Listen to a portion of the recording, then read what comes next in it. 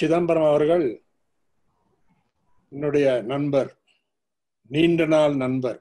இன்னும் சொல்ல வேண்டும் என்றால் ப்ரீ ஸ்கூல் ஸ்டேஜில் இருந்து நாங்கள் கிளாஸ்மேட்ஸ். ரோசரி மெட்ரிகுலேஷன் ஸ்கூலில் படித்து, அப்புறம் மெட்ராஸ் கிறிஸ்டியன் காலேஜில் ஸ்கூலில் ஹை ஸ்கூலில் படிச்சுட்டு, லோயலா காலேஜ் ப்ரீயூசி அப் டு ப்ரீயூசி நாங்கள் கிளாஸ்மேட்ஸ். அதனால் இங்கே அநேகமாக இங்கே இருக்கிற எல்லாரை விட எனக்கு சிதம்பரம் அவர்களை அதுக்கு முன்னாலேயே தெரியும். ஏன்னா சின்ன வயசில் குழந்தையாக இருக்கும்போதே நாங்கள் நண்பர்கள். அவரை பற்றி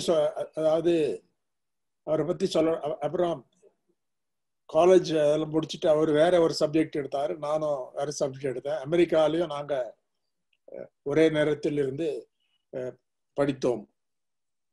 அவரை பற்றி சொல்ல வேண்டும் என்றால் த்ரூஅவுட் ஹிஸ் கரியர் ஸ்கூல் இதுலேருந்து பிரில்லியன்ட் ஸ்டூடெண்ட். ஆனால் படிப்பில் மட்டும் இல்லை, அவர் டிபேட்டர். இந்த இன்டர் காலேஜ் டிபேட் சாம்பியன்ஷிப்லாம் நடக்கும்பொழுது நானும் போய் அது பார்ப்போம், அவரை சப்போர்ட் பண்ணுவோம். ஸ்போர்ட்ஸ்லையும் குறிப்பாக டென்னிஸ்லையும் அவருக்கு இன்ட்ரெஸ்ட் உண்டு. அதனால த்ரூ அவுட் ஒரு பிரில்லியன்ட் ஸ்டூடெண்ட். அவர் பப்ளிக் லைஃப்ல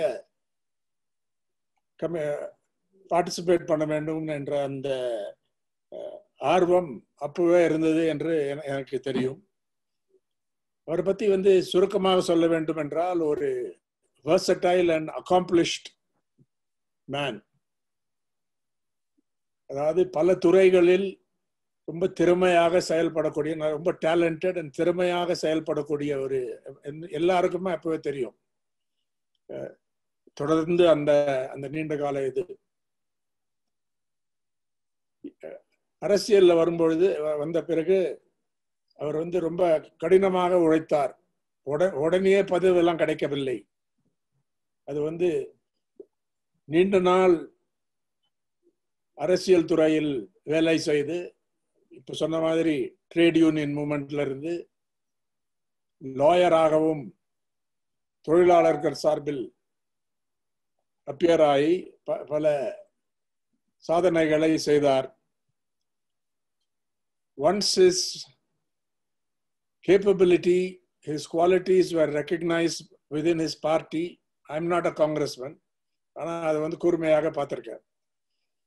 Once it was recognized, I think various honors and responsibilities came to him from the time of particularly from the time of Rajiv Gandhi, Prime Minister Rajiv Gandhi, and he has held many important positions in national life. ஆனா அரசியல்ல சொல்ல வேண்டுமானால், குறிப்பிட்டு சொல்ல வேண்டுமானால் issues, he will go to issues, not personal problems. ஒரு டிக்னிஃபைடாக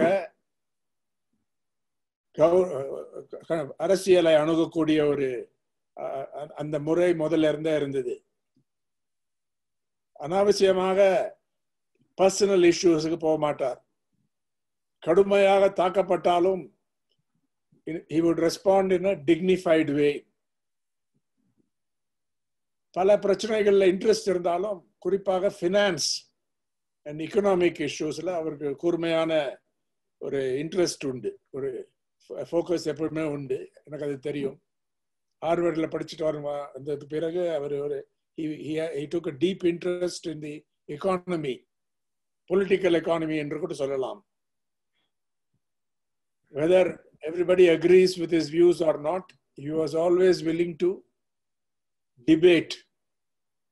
பார்லிமெண்ட்ல இருந்தாலும் வேறு பொது மேடையில் இருந்தாலும் public stage, he was always willing to debate on issues without descending to personal attacks.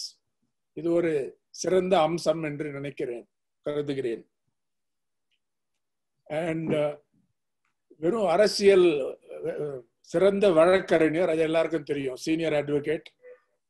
இப்ப இருக்கக்கூடிய அட்டார்னி ஜெனரல் கே வேணுகோபால் அவர்களுடைய சேம்பர்ல வேலை செய்து, அப்புறம் இண்டிபெண்டாக அவரே பிராக்டிஸ் இது செய்து, அந்த சீனியாரிட்டி இதுக்கு அப்புறம் he took on many juniors.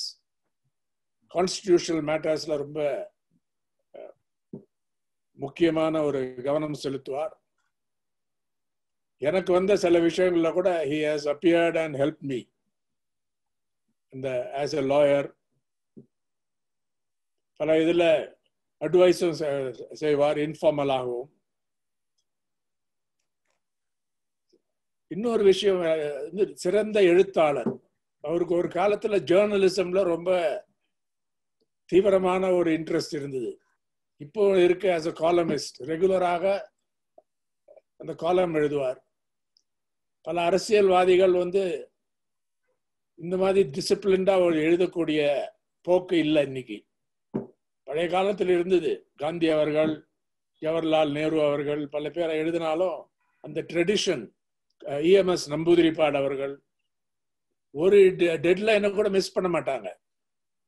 அதே மாதிரி சிதம்பரம் அவர்கள் அந்த ட்ரெடிஷன்ல he contributes regularly on current affairs or on other major issues. குறிப்பாக இந்தியன் எக்ஸ்பிரஸ்ல அந்த காலம்ஸ் இது பண்ணி அதை தொகுத்து ஒரு பல புக்ஸ் கூட வந்திருக்கு. எனக்கு தெரியும் ஒரு காலத்துல ஒரு ஜேர்னலிசம்ல ரொம்ப ரொம்ப டீப் இன்ட்ரெஸ்ட் இருந்தது. அது ஒரு you could even consider becoming a journalist, at least on the side. And I'm glad that he's continuing with that. கடுமையாக இந்த இப்ப இருக்கக்கூடிய மத்திய அரசாங்கம், ஆளும் கட்சி, அந்த கட்சியின் டாப் லீடர்ஸ் குறிவைத்து மோசமாக அநியாயமாக நண்பர் ப. சிதம்பரம் அவர்களை தாக்குதல் நாடு, whole country has witnessed. The question is, I need not go into the details. How did he respond to these issues? அதுதான் முக்கியமான பிரச்சனை. He watched it carefully. அவருக்கு சில ஹெல்த் இஷ்யூஸ் இருந்தது. அந்த மோசமான அந்த தாக்குதல் அந்த எக்ஸ்பீரியன்ஸ்ல ஹெல்த் இஷ்யூஸ் இருந்தாலும் the spirit never wavered. எனக்கு தெரிஞ்ச வரையிலும் பல கஷ்டங்கள் இருந்தாலும் அந்த இதுல அநியாயமான போக்கு, அது அநியாயமான ஆக்ஷன் என்றுதான் சொல்ல வேண்டும். And I was very disappointed that the judiciary in India, the highest court, did not provide the relief that every citizen in the country is entitled to. அது இங்க சொல்ல வேண்டும்தான். இன்றைக்கு ஒரு கசப்பான அந்த எக்ஸ்பீரியன்ஸ் இருந்தாலும் அதை தாங்கு கொண்டது மட்டுமல்ல, அதுக்கு he responded in a dignified way, addressing issues. எதை பத்தி பேசினார்? தன் கஷ்டத்தை பத்தி பேசவில்லை. He spoke on economic issues at that time. கோவிடுக்கு பின்னால் அது. And ஜம்மு அண்ட் காஷ்மீர் விஷயத்தை பேசினார். அந்த இதுல வேற அரசியல் பிரச்சனைகளை பத்தி பேசினார். Purely on issues. 2-3 பப்ளிக் மீட்டிங்ஸ்ல நான் பார்த்திருக்கேன். ஒரு மீட்டிங்ல I was also in conversation with Pa Chidambaram.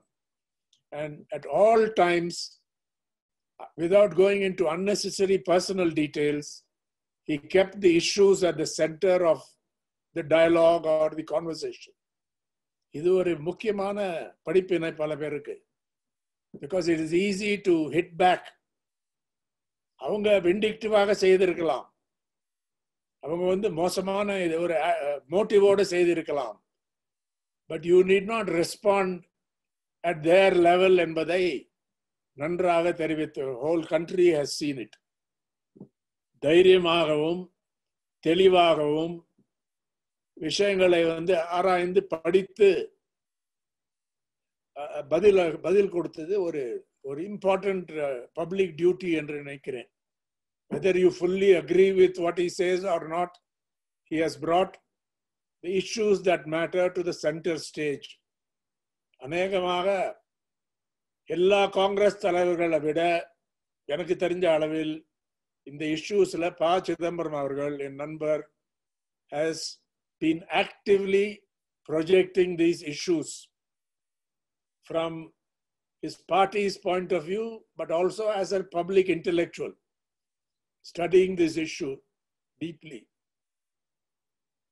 அதனால this is, I think, an important contribution. அவருக்கும் எனக்கும் ஒரே வயசு. I am a little older by some weeks or a few months. We know that tomorrow he will be 75 years old, born in 1945, September 16th. Our family, எனக்கு தெரியும், wife தெரியும், அவங்க அம்மாவும் தெரியும். I knew his father very well and many of his relatives. So it's a great pleasure for me to wish him the very best, wish him good health, wish him a continued active interest in public affairs and politics. And I'm sure that in this period of crisis, not just the pandemic, but the political crisis, when we are facing authoritarianism of the worst kind, when institutions are being captured from within, when authoritarianism uses democratic forms and rituals to continue its work of dividing the country, dividing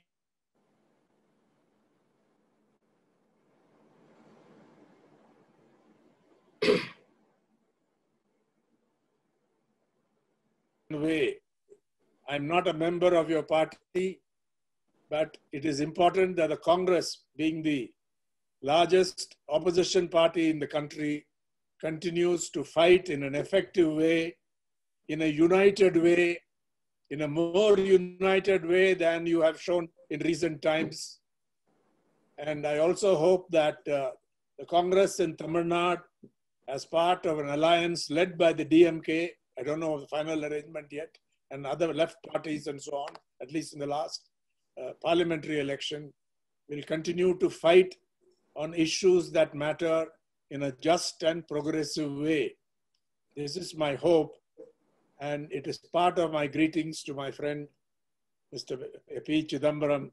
I wish him every success, and all of you have a duty to the country, and I'm very happy that you have taken the trouble to bring so many people together through the Zoom event. Thank you and wish you the best.